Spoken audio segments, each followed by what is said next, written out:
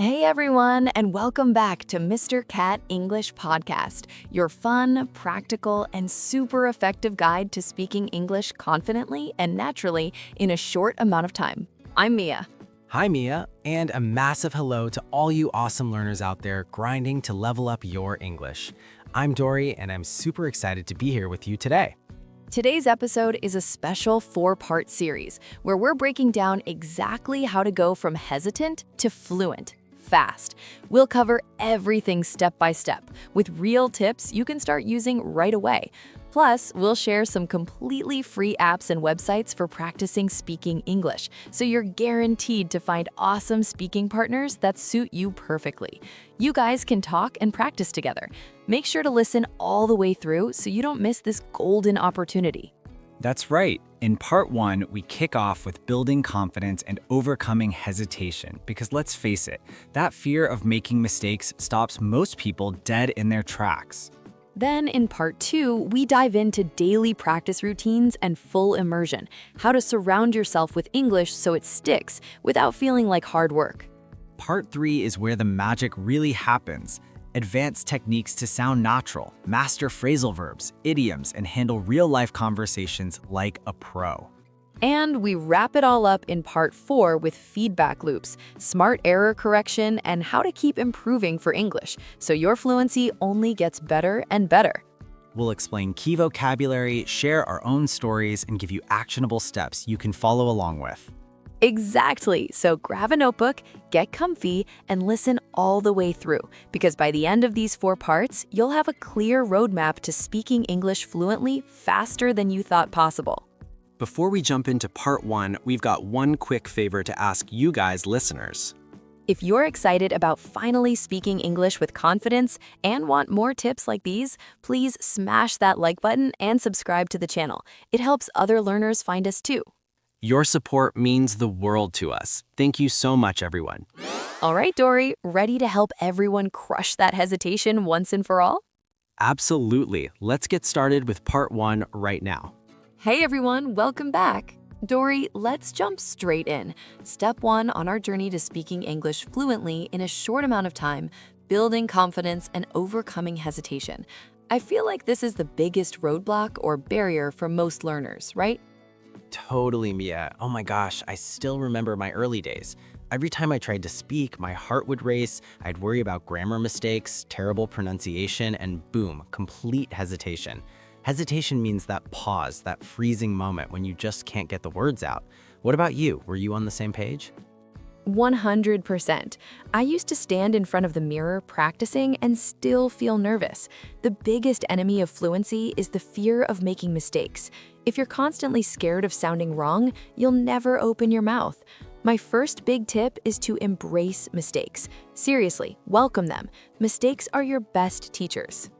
I love that. Embrace mistakes, accept them, and learn from them. In fact, the more mistakes you make, the more you learn from them and improve. I have this little mantra I repeat. Mistakes are proof that you're trying. It sounds cheesy, but it works. It serves as a reminder. Every time I mess up, I remind myself of that, and suddenly I feel less embarrassed. Stealing that mantra right now. Another thing that helped me a ton is starting small, one step at a time. Don't dive straight into deep philosophical debates. Begin with everyday phrases. For example, I used to tell myself, today I'm going to brush up on some small talk. Brush up on means to review or refresh something you already know a little. Small talk is just light, casual conversation, weather, weekend plans, that kind of thing. Absolutely. Starting small is key. It's like warming up before a workout. I always warm up by talking to myself out loud, either in front of the mirror or while walking around the house. Sometimes I record myself on my phone, play it back, and fix pronunciation issues. At first it feels awkward, but after a week or 2, your confidence shoots up. Right. Recording yourself is gold. And speaking of pronunciation, one technique that changed everything for me is the shadowing technique. Shadowing is when you listen to a native speaker, maybe a podcast or a YouTube video, and repeat exactly what they say right after them, copying their rhythm, intonation, everything. It trains your mouth and ears at the same time. Shadowing is my absolute holy grail. I swear by it. I used to shadow short clips from friends or TED Talks. In the beginning, I couldn't keep up. My tongue felt clumsy. But after a couple of weeks, my pronunciation improved so much and I hesitated way less. It's like your brain starts recognizing natural English flow. Friends is perfect for that. Funny, clear, and full of everyday expressions. Okay, let's talk about the scariest part, speaking with strangers. I used to get that awful feeling where the word is on the tip of your tongue, you know it, but it just won't come out. Total mental block. That on the tip of your tongue moment is the worst. To get past it, I always try to break the ice first. Break the ice means to start a conversation in a friendly, easy way to make everyone relax. Simple questions like, "Hi, how's it going? Where are you from?" Or, "It's a beautiful day, isn't it?" Or, "Have you tried the coffee here? It's amazing." They're safe, they invite short answers, and suddenly the chat is flowing. Perfect examples. I also recommend language exchange apps like Free for Talk, Hello Talk, or italki. Start with text chats to build confidence. No pressure on pronunciation yet. Then move to voice messages, and finally, video calls. That gradual progression helps you dive into real conversations without feeling overwhelmed. Dive into means to jump in fully and enthusiastically. Exactly. And once you're in a real conversation, don't panic if you pause. Native speakers pause too. Another game changer for me was learning to think in English. Instead of translating from my native language in my head, I force myself to think directly in English. Even simple stuff like "I'm thirsty," "I'm starving," or "I should buy groceries later."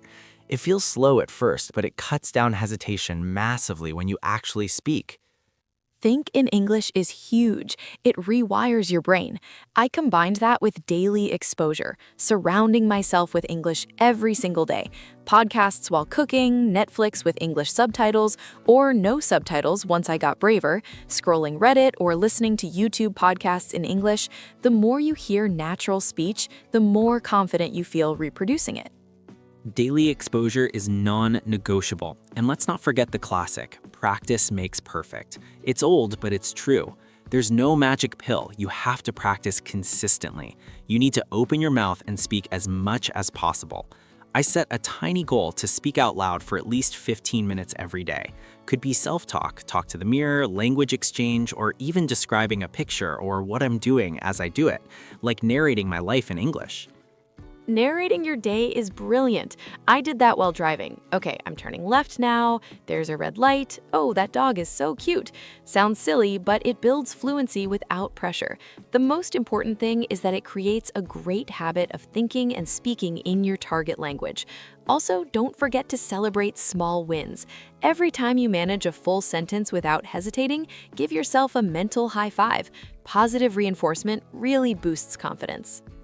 Definitely, celebrate everything. Finished a 5-minute chat with a stranger? Amazing. Didn't freeze when ordering coffee in English? Victory. Over time, those little wins add up and suddenly you realize you're gaining fluency, actually feeling smooth and natural when you speak. And one more thing I wish someone had told me earlier, most people are kind.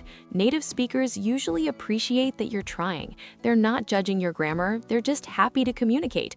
Once I internalized that, my fear dropped dramatically. I don't give a shit to my grammar mistakes while talking in English with them anymore. So true. The world is full of supportive people.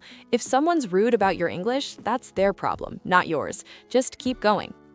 All right, I think we've covered a lot today. Embrace mistakes, start small, one step at a time, warm up, shadow, break the ice, think in English, daily exposure, consistent practice, and celebrate wins. Yup, tons of practical tips. If you're listening and feeling stuck with hesitation right now, just pick one tip and try it today. You've got this. Just do it now. Absolutely. That's a wrap for part 1, everyone. Building confidence and overcoming hesitation. All right, guys, next we'll move on to part 2 of today's podcast, which is very important. Daily practice routines and full immersion to skyrocket your fluency even faster.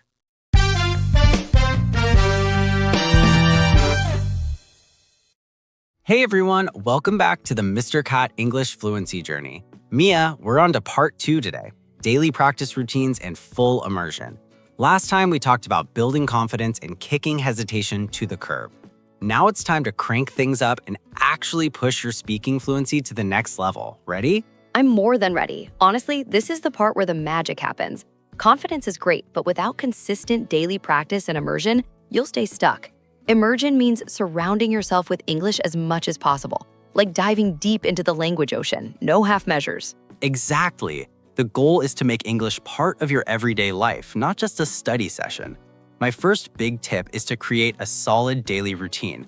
Don't just say, I'll practice when I have time. Set fixed slots, all right? For example, I do 20 minutes of speaking practice every morning while making breakfast, and another 30 minutes in the evening before bed. Love that. Routines beat motivation every time. Motivation comes and goes, but habits stick. In fact, when you complete a small task, it creates more positive energy, and this motivates you to keep going. I used to treat English like brushing my teeth, non-negotiable. One routine I swear by is the input-output balance.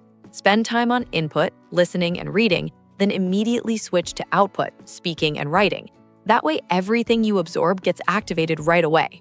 Yes, input without output is passive learning. You understand everything but can't produce it. A super effective way to combine both is active listening, not just playing a podcast in the background. Really focus. Pause, repeat phrases out loud, and try to summarize what you heard in your own words. Active listening changed my language learning journey significantly. I also love transcribing short clips. Pick a 2 to 3 minute YouTube video or podcast segment, listen and write down everything you hear. Then compare with the real transcript. You'll spot gaps in your listening and pick up new expressions instantly. Pick up means to learn naturally and quickly, by the way. Great one. And speaking of picking things up, let's talk about expanding vocabulary and context. Don't just memorize word lists. That's boring and forgettable. Instead, learn chunks and collocations. For example, don't just learn learn make progress, make an effort, make a mistake. Real English is full of these natural combinations. Hit that like button and leave a comment down below if you want to learn more about chunks and collocations. Totally. We will make videos about that if you like. I used to use Anki or Quizlet, but only for spaced repetition of sentences, not isolated words. And I always add an example sentence I've heard in real use. Another routine, daily journaling out loud. Instead of writing a diary, I record a 3 to 5 minute voice note about my day. For example, today I woke up late because, then I had a funny meeting where blah, blah, blah. It forces you to produce spontaneous speech. Spontaneous speech practice is gold. I do something similar, describe everything around me. While cooking, I'm chopping onions now. They're making my eyes water. Okay, now I'm adding garlic. It sounds weird, but it builds fluency fast because you're thinking on your feet. I do that in the shower. Narrating your life is such an easy, zero-cost habit. Okay, now let's get into full immersion mode. My rule, switch as many daily activities as possible to English. Phone language, English. Netflix, English audio, English subtitles, or none when you're brave. YouTube algorithm, feed it only English content. Google search, English, of course. Same here. I even changed my GPS to English. Every little bit adds up. And podcasts, listen while commuting, walking the dog, doing chores. Choose topics you actually love. Self-development, cooking, gaming, fashion, true crime, whatever. When content is interesting, immersion feels effortless. Effortless immersion is the dream.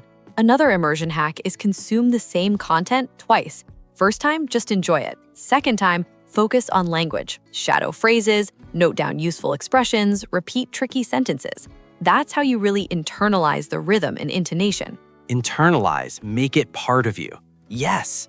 Also, join online communities. Reddit subs like r/English learning or r/language exchange, Discord servers, English-only group chats. Reading and typing in English every day keeps your brain in English mode. And don't forget language exchange partners. Aim for at least 2 30-minute sessions a week. Half the time you help them with your language, half the time they help you with English. It's win-win, and real conversations push your fluency way faster than solo practice. Real conversations are irreplaceable. Even if you make mistakes, you learn to think on your feet and recover quickly. One tip for exchanges, prepare 3 to 5 topics in advance so you never run out of things to say.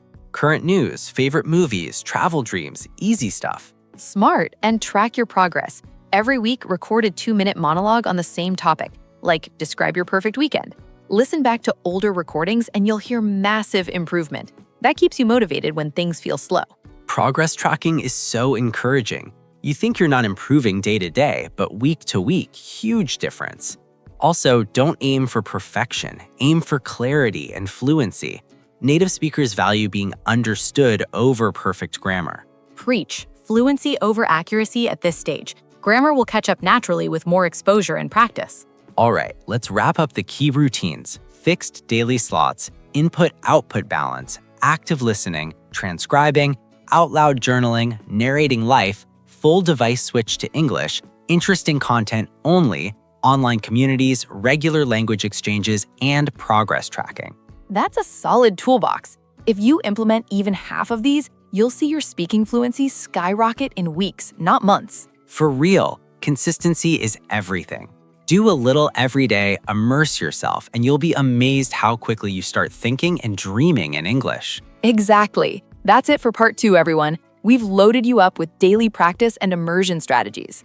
In part 3, we'll dive into advanced output techniques, how to sound more natural, use idiomatic expressions and phrasal verbs smoothly, and handle real-life situations Like a pro. Can't wait. Stay tuned, guys.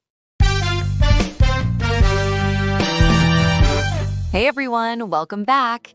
Dori, we're flying through this awesome series. Part 1, confidence and hesitation. Part 2, daily routines and immersion. Now part 3, advanced output techniques to make you sound way more natural. Plus, how to crush real-life situations like a pro. Excited? Super excited, Mia. This is where learners go from "I can speak English" to "Wow, I actually sound like a native." The secret? Stop translating word for word and start using the tools natives use every day: idioms, phrasal verbs, fillers, reductions, and connected speech. Exactly. First things first, expand your chunk vocabulary. Instead of learning single words, learn ready-made phrases. For example, don't just learn tired, learn I'm wiped out, I'm beat, I'm running on fumes. These chunks come out faster because your brain doesn't have to build the sentence from scratch. Certainly, chunks are fluency rocket fuel. I made a habit of noting down 5 new chunks every day from whatever I was listening to. Then I'd force myself to use them in my next speaking session. After a month, my speech sounded so much smoother. Another game changer, phrasal verbs. Natives love them. Turn down, pick up, run into, get over, the list is endless. Phrasal verbs are everywhere, and here's the best way to learn them. Always in real context. Seriously, learning phrasal verbs through real contexts is the easiest and most effective method. When you come across one in a podcast, a show, a movie, or a conversation, you almost instantly understand the meaning based on the context, and it sticks so much better. It's really hard to forget them once you've seen them in action. Another tip is group them by verb, like all the get ones: get along with, get away with, get rid of, get the hang of. Get the hang of means to finally understand or master something. For example, I get the hang of using my new iPhone. You guys can practice phrasal verbs by making mini stories. For example, yesterday I ran into my ex-boyfriend, we got caught up, and he told me that he's dating someone, blah, blah, blah. Mini stories are brilliant. Also, idioms. Use them sparingly at first, but they add so much flavor. Classics like break a leg for good luck, piece of cake for easy, hit the nail on the head for exactly right. I learned them by watching sitcoms and pausing to look up the ones I heard. Sitcoms are perfect for idioms and sarcasm.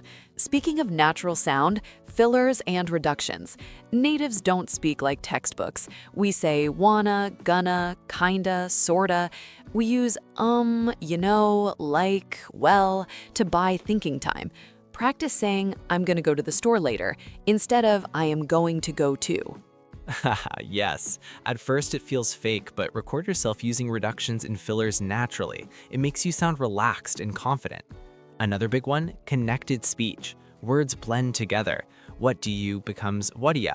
Going to becomes gonna. Shadowing helps a ton here, but also try reading aloud and exaggerating the connections. Practice this by talking to yourself in front of the mirror does help. Totally. Now let's move to real-life situations. Ordering food, job interviews, small talk at parties, phone calls. These used to terrify me. The key is preparation plus flexibility. For restaurants, learn set phrases. Could I get the bill, please? Is the soup spicy? Can you make it quick? I'm in a rush. Phone calls are the worst because no body language. I practice with scripts first. Hi, this is Dori calling about the appointment. Then I'd role play both sides. Pro tip, slow down on the phone. Clarity beats speed. And always have polite closers ready. Thanks for your help. Speak soon. Job interviews deserve their own prep. Learn to talk about your strengths without sounding arrogant, like, I'm pretty good at multitasking, or I thrive under pressure. Use STAR method for behavioral questions: situation, task, action, result. Practice answering, tell me about yourself, until it's smooth and under 2 minutes. STAR is a lifesaver. Networking events and parties have go-to questions. What do you do? How do you know the host? Have you tried the food yet? It's amazing. And learn to give longer answers. Instead of yes, say, yeah, definitely. I've been into hiking lately because blank. Extending answers is huge for fluency. Use discourse markers like actually, to be honest, having said that, on the other hand. They buy you time and make you sound thoughtful. Also, learn to handle misunderstandings gracefully. Sorry, I didn't catch that. Could you say that again? What I meant was... Graceful recovery is a pro skill. If you forget a word, paraphrase. Instead of freezing, say, that thing you used to cut paper, scissors. Natives do this all the time. Another real-life hack? Join Free for Talk or English-speaking meetups. Nothing beats live practice with feedback. Yes, or record mock conversations with a language partner and review together. You can easily find a speaking partner on those platforms that we've mentioned above. Finally, mindset shift. Aim to communicate, not to impress. Focus on getting your message across clearly and kindly. Fluency follows naturally. So true. Quick recap of today's goodies: chunks and collocations, phrasal verbs best learned in context, idioms, fillers and reductions, connected speech, situation-specific phrases, restaurants, phone, interviews, networking, discourse markers, paraphrasing, and live practice opportunities. That's a full advanced toolkit right there. Put these into action and people will start asking, wait, are you a native speaker? Haha, the ultimate compliment.